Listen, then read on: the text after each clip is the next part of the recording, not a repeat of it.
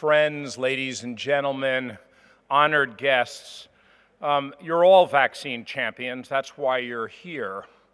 And it's critical to have champions. In a world of anti-vaccine movements, in a world of hesitancy, we need to constantly remind people why this is important and how we can continue to move forward. Before this MTR, over the last year, we've worked to try to gather vaccine heroes, and we're going to hear about those later.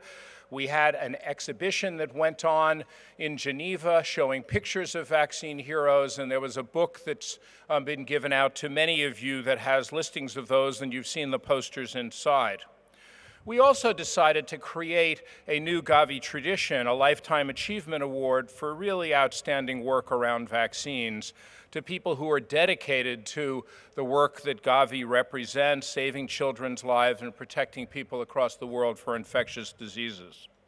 So the inaugural Gavi Hero Award goes to someone who many here know well and has played a critical role in the support of the Gavi mission over many years. Dr. Cyrus Poonawalla had a vision to make vaccines available to all of India's children and founded the Serum Institute of India. It is the world's largest supplier of vaccine doses. It accounts for 40% of the vaccine doses funded by Gavi. For this strategic period we're talking about at this midterm review, over 500 million doses of vaccine are being provided by the Serum Institute of India. They currently provide vaccines against 9 diseases for us: measles, rubella, meningitis A, and by the way, on that, they were part of an innovative partnership to bring that vaccine, which was necessary for the meningitis belt of Africa, at a cost of 50 cents a dose, a really remarkable achievement. They also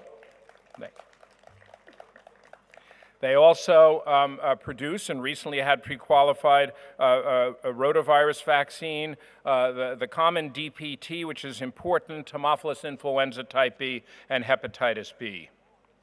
Now, SII is an example of how the relationship with Gavi manufacturers has really driven success. And of course, SII has been a long-standing contributor, but I want to acknowledge that this is true for all of our manufacturers who step up and try to provide doses when they have problems in manufacturing, work hard to try to make sure that no children are left without vaccine. And as a result, I think we have a really great relationship with our manufacturers where they sit at the table with us and are part of the discussions in moving forward these critical issues. So what makes Cyrus Poonawalla special? Well, he managed to combine scale with accessibility, and that allowed him to really break the price barrier. He built this sensibility into the cultural fabric of the Serum Institute of India, the whole organization. I've visited many times, and it exists there. It's something that they're proud of. And in a sense, he was really ahead of his time. India today has a very strong social responsibility program for its industry, but this is something that the company has been doing for many, many years. So let me invite Dr. Poonawalla to come up. You know, I think the real thing to say about him is that he has audacity and tenacity, and that's critical because that's what's necessary in something as complex as vaccine development. He's led the way, he's earned the admiration of the entire global health community, and I personally am really proud to present him the first Vaccine Hero Award. Where are you, Cyrus? There he is, okay. I will say when he's making his way up that I actually have given him an award in the past. Last time I gave him an award, it was the Sabin Gold Medal Award in New York, and I was on crutches at that point, and he was very kind to allow me to move around carefully in taking the pictures for his award.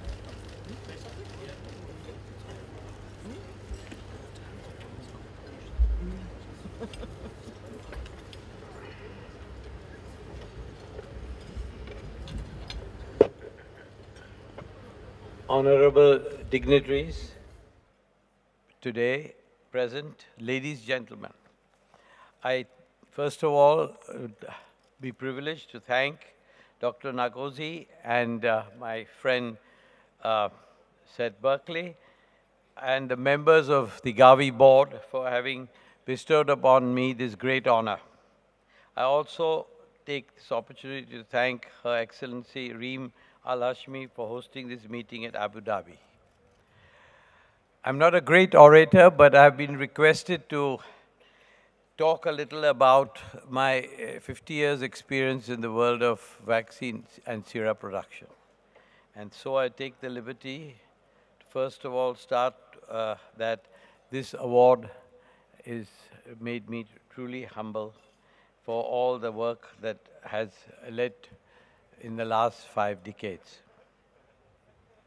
In 1966, when I first founded Serum Institute of India, there was a huge shortage of basic vaccines such as tetanus serum, anti-snake venom serum, where thousands of people were dying without these life-saving drugs. That's how the name Serum Institute of India came. Now we're hardly making any serums. Naturally, we're changed to the next generation that's prevention's better than cure, so it comes down to vaccines. For those who don't know, the struggle at Serum Institute was something inconceivable in modern times. 50 years ago, when I started with a capital of $25,000 in one corner of my father's famed racehorse stud farm, we didn't even have an access road to the place. I had to beg Government of India officials to give power and other infrastructure facilities, such as a proper road to reach to this little plot of land where we first started the vaccine production at humble beginnings. Red tape and bureaucracy was the name of the day. Thank God it's changed to some extent now, but it does exist. And in spite of all these difficulties, we were able to struggle out with the help of my dedicated scientists who have grown with me over the last so many decades. Now, coming down to the actual situation today, Serum Institute is proud to announce that we have emerged from a small-scale industry to the world's largest vaccine manufacturer above Glaxo and other multinationals in the number of doses that we have delivered for saving children's lives, 1.5 billion doses, spread over 150 countries globally.